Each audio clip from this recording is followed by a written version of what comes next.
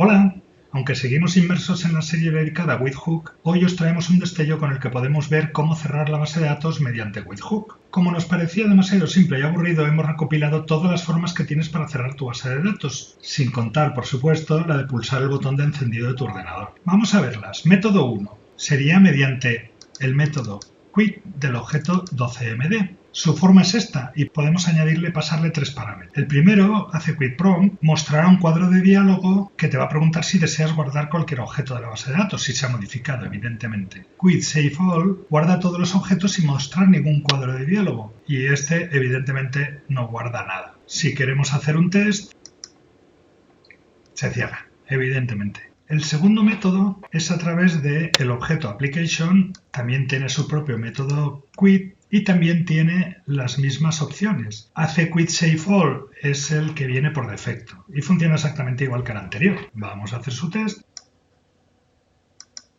Y se cierra, evidentemente, es lo que tiene que hacer. El siguiente método ya es menos utilizado. La razón es que te permite cerrar la base de datos, pero no cierra access. Me refiero a Close Current Database. Es un método del objeto application, tiene esta forma, pero no nos va a cerrar access. Si lo ejecuto mediante el test,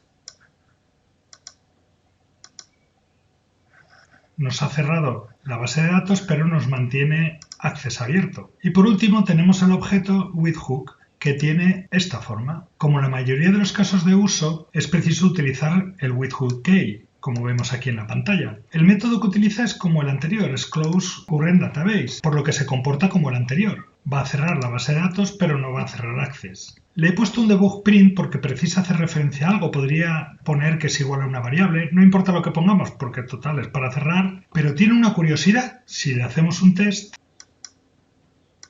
parece que no ha pasado nada. No cierra la base de datos actual si estamos en una base de datos de producción. Me refiero a que si ponemos la instrucción en un botón, como acabo de hacer, por ejemplo, pues no va a hacer nada. Solo nos sirve si la utilizamos mediante la pantalla de código. Si yo lo ejecuto desde aquí, ahora sí me funciona y me cierra Access. Como siempre, tan curioso y enigmático. Esperamos que te resulte útil en tus desarrollos. Nos vemos pronto.